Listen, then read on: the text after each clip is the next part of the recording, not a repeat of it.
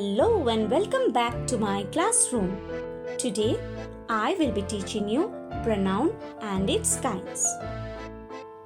In our class, today we are going to learn what is a pronoun, kinds of pronoun and difference between a pronoun and an adjective. Sometimes it so happens that a word is used both as an adjective or as a pronoun, and we often get confused how to identify this. So in my class today, I'll be teaching you how to differentiate between a pronoun and an adjective. So let's begin with the pronoun. Let us know what is a pronoun. A pronoun is a word used in place of a noun. That means a pronoun is used instead of a noun. I, we, he, she, it, they, etc. are all pronouns. Now come to the next part, that is the kinds of pronoun. In English language, there are mainly 7 kinds of pronouns. They are personal pronoun, demonstrative pronoun, interrogative pronoun, reflexive pronoun, possessive pronoun, relative pronoun and emphasizing pronoun. So here in my class today, I will be discussing each of these pronouns in details. Let's begin with personal pronoun. A pronoun that stands for a person or a thing is called a personal pronoun. That means when we use a word instead of a person or a thing, it is called as a personal pronoun. Let us look at these 2 examples. Sentence number 1. She is a good girl. Here, she is used instead of a person, instead of the name of a girl. So here she is a personal pronoun. In sentence number 2, put it on the table. Here, it is used as a personal pronoun because it is replacing a thing. We have not mentioned the name of the thing, and instead of the name we have used it. So here it is a pronoun, personal pronoun. Next is demonstrative pronoun. A pronoun used to point out the object or objects to which it refers is a demonstrative pronoun. This will be more clear to you with the help of these 2 examples. Demonstrative pronoun means to show something or to point out something. So in sentence number 1, this is my book. This is pointing or showing the book. So this is a demonstrative pronoun. In sentence number 2, these are woolen gloves. Here, this word is pointing towards the woolen gloves. So this word is the pronoun, demonstrative pronoun over here. Now, look at the screen. This is very important to differentiate between a pronoun and an adjective.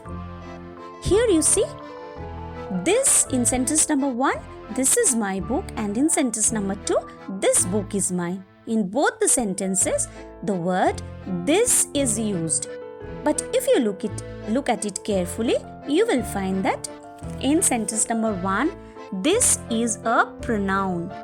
And in sentence number 2, this is not a pronoun but an adjective. So how to differentiate, how to know when this is an adjective and when this is termed as a pronoun?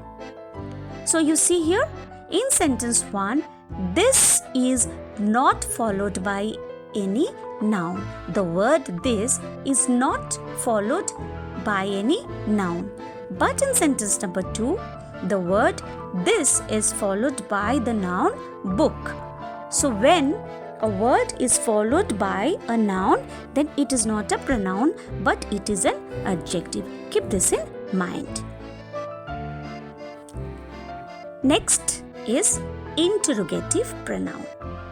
What is interrogative pronoun? A pronoun used to ask a question is an interrogative pronoun. When we use a word to ask question, interrogation, that means question, Interrogative comes from the word interrogation. So, when a word is used to ask a question, then that word is always an interrogative pronoun. It will be more clear to you with the help of these two examples. In sentence number 1, what is the sentence? Who gave you this information? And sentence number 2, what is the latest news? In both the sentences, who and what are used to ask question. So these are interrogative pronouns. Now, here again, we often get confused. Look at these two sentences. In sentence number 1, what is it written? Whose is this lovely bag? And in sentence number 2, whose bag is this? In both the sentences, we have used the word whose, but its function is different. Its role is different. In sentence 1, whose is a pronoun, and in sentence 2, whose is an adjective. How to differentiate? Again, you see, in sentence number 1, whose is not immediately followed by a noun, whereas in sentence number 2, whose is followed by the noun bag. So when the word is followed by a noun, then it is not a pronoun, but it is an adjective. You must keep this in mind. Next, reflexive pronoun. Pronouns like myself, yourself, himself, etc., when used as the receiver of an action, are called reflexive pronoun.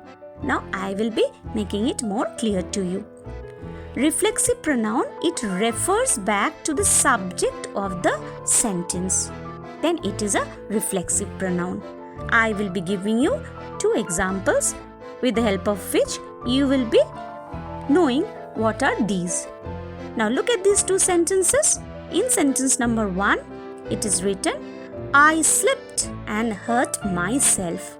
Here, myself is a reflexive pronoun. Why myself is a reflexive pronoun? But because you see, myself is referring back to the subject I. Here I is the subject and myself is referring to the subject I. So myself is a reflexive pronoun. In sentence number 2, the train came to a halt by itself. Here itself is a reflexive pronoun. The subject of the sentence is the train.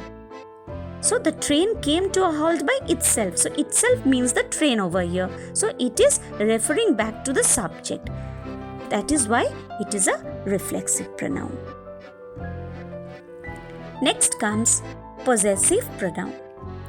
A pronoun that shows possession is a possessive pronoun. A pronoun is showing possession. That means what? The thing which belongs to us. Like, this house is ours. That means this house belongs to us. So this belongingness, from here comes the word possession, and from possession comes the pronoun, the name of the pronoun, possessive pronoun. It is in our possession. The house is in our possession. So ours is the possessive pronoun.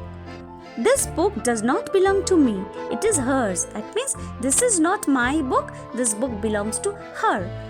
So hers is the possessive pronoun. Next is relative pronoun. What is a relative pronoun? A pronoun that relates to a noun. A pronoun that relates a noun to a group of words that follow is a relative pronoun. So here the word which relates a noun to a group of words is a relative pronoun. I will be making it more clear to you with the help of these 2 examples. Here are the colors that you wanted.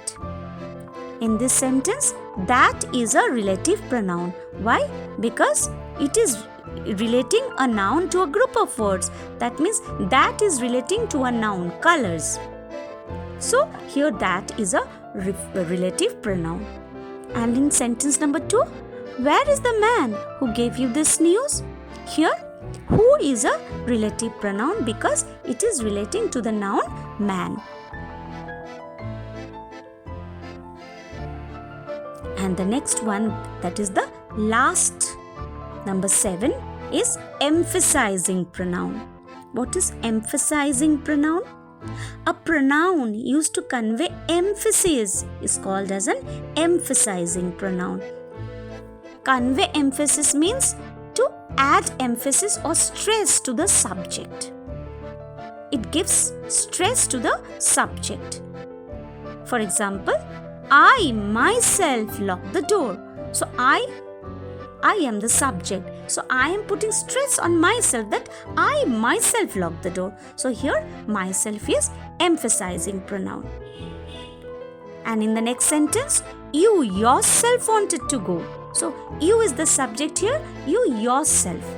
So putting stress on the subject. So yourself is the emphasizing pronoun. So I hope I could make it clear to you. Now, there is a small request. If you have liked my video, then please subscribe my channel and like and share this video with your friends. And also, do write comments to me because your comments are very much valuable because it will motivate me to make more videos for you. So this is all for today. Meet you in my next class. Till then, bye-bye.